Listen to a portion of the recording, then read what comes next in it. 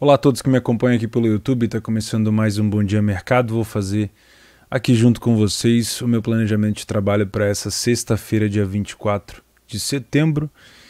Estou gravando o vídeo ainda dia 23 de setembro, foi um dia que eu trabalhei pouco, fiz alguma coisa na Roma, fiz alguma coisa agora no jogo do Barcelona, no finalzinho do jogo do Barcelona, mas não foi um dia que eu acabei trabalhando tanto. Também não consegui fazer o planejamento para esse dia, porque eu estava no Rio, fiz um bate-volta para assistir o jogo do Flamengo com o Barcelona e acabei não trabalhando nessa quinta-feira, tá?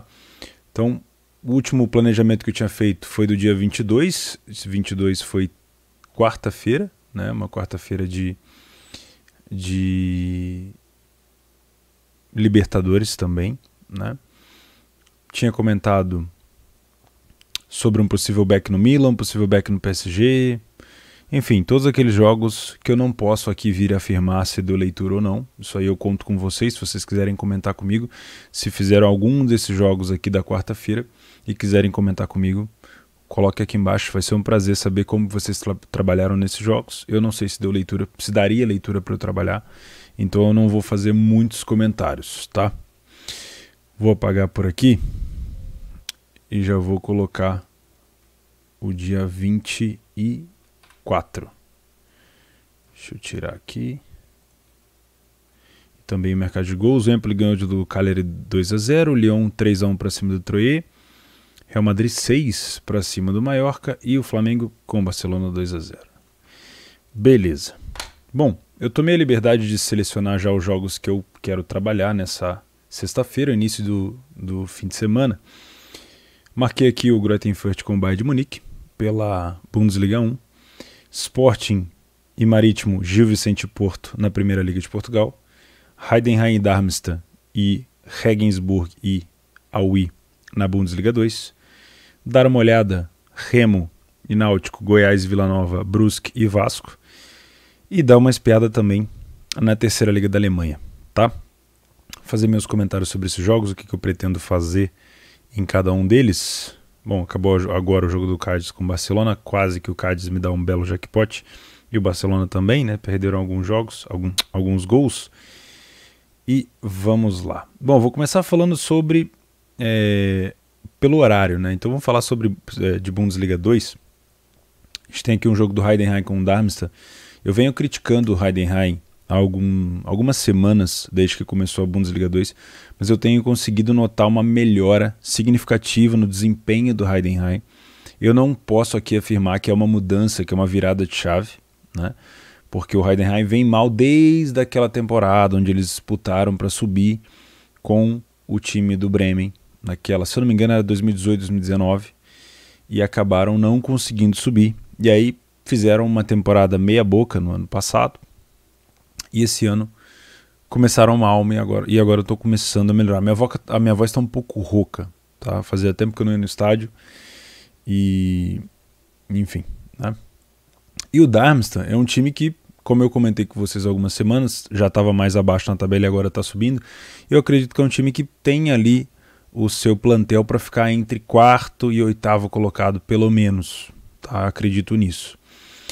O Darmstadt tem sido muito mais para gols do que para match odds. Tem sido difícil trabalhar o match odds nos jogos do Darmstadt. E o Heidenheim também tem sido para gols nos últimos 2 jogos, mas tem economizado um pouco se a gente olhar na questão geral, tá? Heidenheim só marcou 8 gols, comparado aos 14 que o Darmstadt marcou, e sofreu 5, metade do que o Darmstadt sofreu, tá? Eu acho essa cotação do Heidenheim justa só pela a questão de mandante, mas eu vou trazer esse jogo para ficar de olho no mercado de gols, talvez uma longa exposição ainda no primeiro tempo. Não posso afirmar se é por ali que eu vou trabalhar. Heidenheim e Darmstadt. O que dá para falar é que são 2 times que estão aparentemente em ascensão na liga, tá? Regensburg e Aui.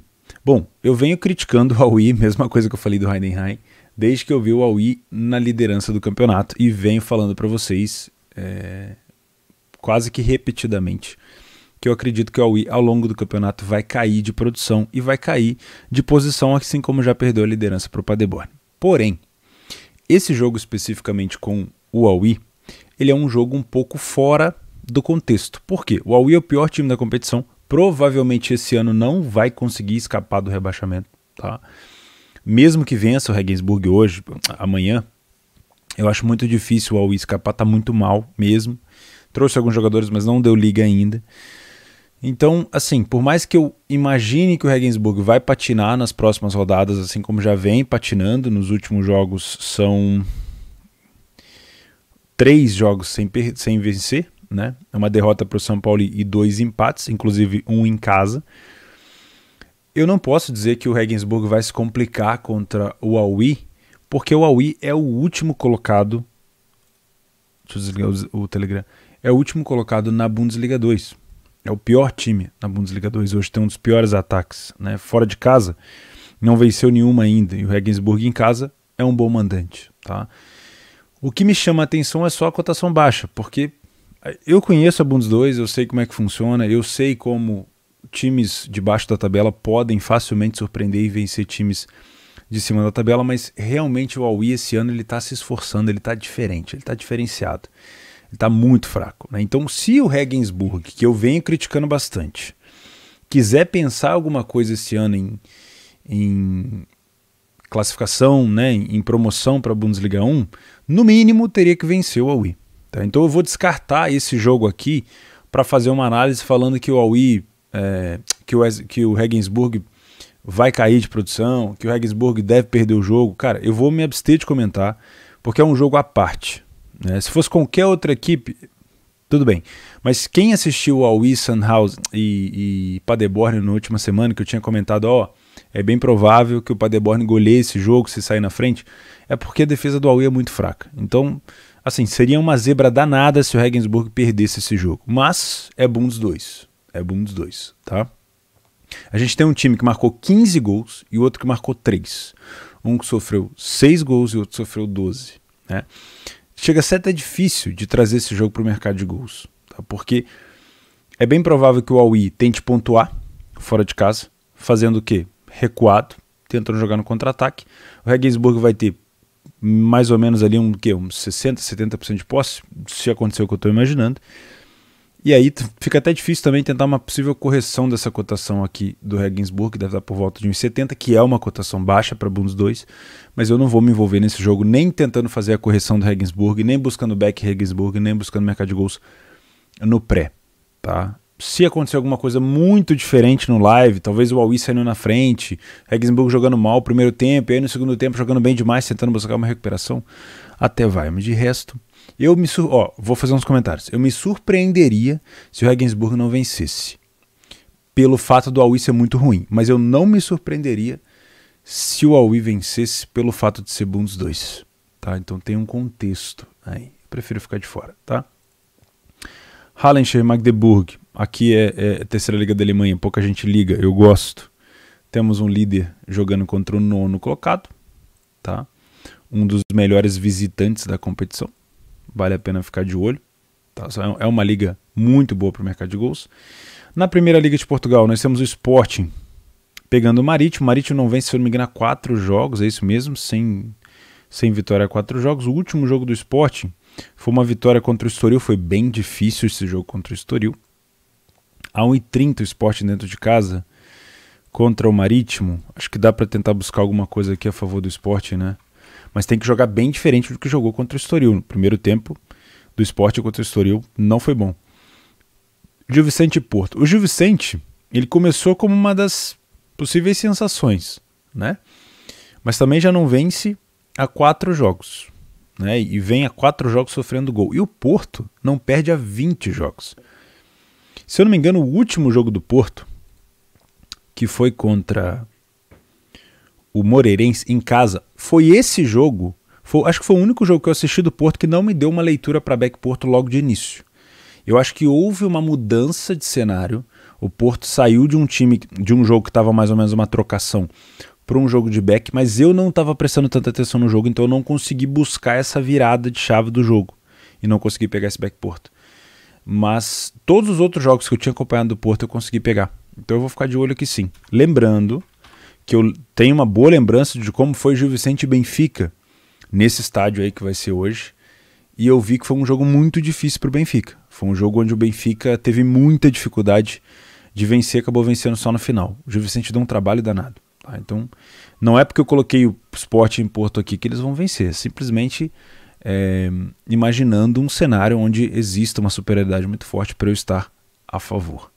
Beleza? Bundesliga 1, para fechar aqui a Europa.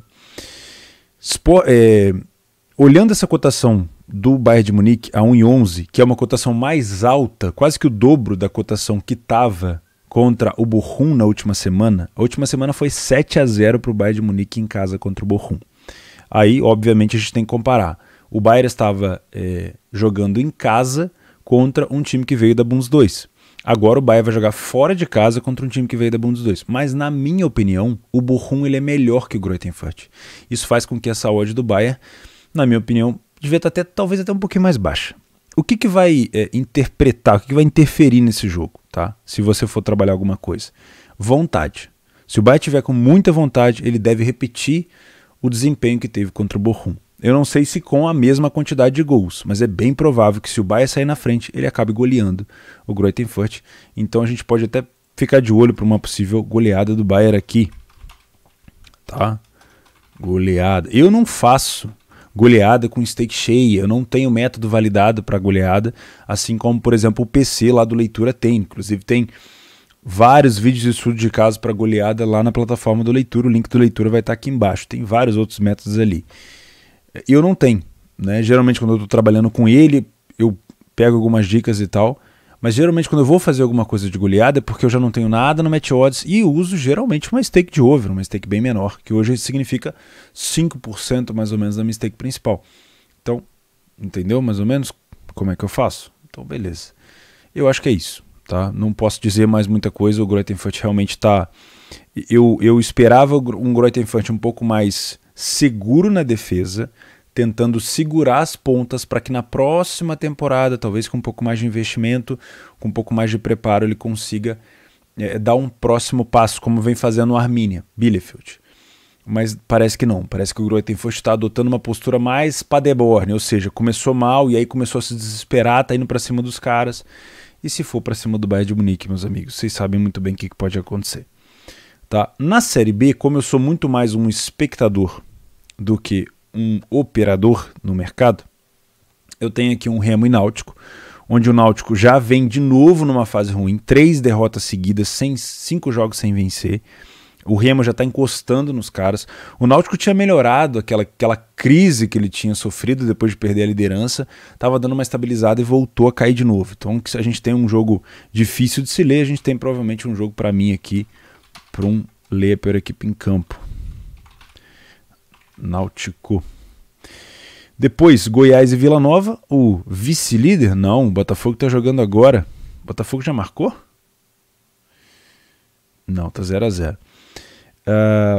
O terceiro colocado, Goiás, vai jogar contra o Vila Nova. As últimas partidas do Vila Nova empatou com Confiança, perdeu para o Curitiba. Tudo jogos 1-0, 1-1, 1-0, 1-0, 0-0, jogos bem under. O último jogo, o over do Vila Nova foi contra o Botafogo, 3-2, né? E o Goiás perdeu o último jogo para o Avaí, fora de casa, mas vinha numa sequência muito boa. Não perdia há bastante tempo. Mas também nada muito além de 3 gols, ó. 2-1, 0-1, 1-1, 2-1, o máximo um 2-2 com o Sampaio Corrêa. Então, uma tendência aqui de ser um jogo mais difícil para gols, tá? E uma odd abaixo de 2 na Série B é sempre uma odd muito difícil de entrar. Dentro de casa, o Goiás é um dos melhores mandantes, só perdeu uma. Fora de casa, o Vila Nova é mediana para baixo, né? Não sei. Acho que eu vou pular esse jogo aqui por desconhecimento. Brusque e Vasco. Bom, o Vasco tem uma peculiaridade, né? Nos últimos 2 jogos do Vasco, 3 jogos do Vasco, acho que foram 2, né? O Vasco acabou tomando o empate no final. Saiu na frente contra o CRB, tomou um empate no final, deu um belo jackpot. Saiu na frente contra o Cruzeiro, e aí naquele jogo no imbróglio danado, onde a televisão acabou não filmando que o gol do Vasco, 2-0 do Vasco, tinha sido anulado, e logo em seguida teve um escanteio para o Cruzeiro acabou fazendo gol de empate. Mais uma vez o Vasco tomou o empate, né? Eu consigo ver já a mão do Diniz nesse time, um time mais para frente, um time que busca passes um pouco mais certeiros ali entre as linhas, um time que evita dar um pouco de bicão. Não é possível o Diniz colocar toda essa vontade que ele tem do futebol no Vasco agora, porque o Vasco precisa pontuar e precisa subir, né? Inclusive, eu acredito que o Vasco ainda tem chance de chegar entre os 4. Acho que dá para tentar, tem que buscar, né? Contra o Cruzeiro foi assim, no último lance mesmo. Então, acho que dá. O Brusque acho que veio bem no começo do campeonato, mas deu uma bela caída. Dentro de casa não é um bom mandante, fora de casa o Vasco não é um bom visitante. Jogo difícil, se é jogo difícil, eu geralmente venho pra cá. Brusque. Eita. Brusque e Vasco. Brusque e Vasco. É isso. Bom, acredito que seja isso. Tá? Lembrando vocês que assistiram até aqui, não esquece de dar o like e se inscrever no canal. Isso aqui é só o meu planejamento pessoal para o meu trade. Não significa que eu vou fazer back no Sport, nem no Porto, nem a goleada do Bahia. Significa que eu vou assistir o jogo. Se der leitura para mim, provavelmente eu faço. Não coloquei o Regensburg aqui, mas obviamente que também pode ser um jogo para gols. Mas pelo cenário que eu estou imaginando do time do Aui, talvez o Aui dificulte um pouco essa vida do Regensburg. Talvez até segure um 0 a 0. Por que não? Tá bom? Mas se o Regensburg abrir o placar, aí vai ficar difícil segurar. Tá bom? Eu fico por aqui, a gente se vê na sexta-feira à noite para comentar sobre o sábado, ou no meu Telegram, ou no Leitura. A gente se esbarra. Um grande abraço a todos e até a próxima.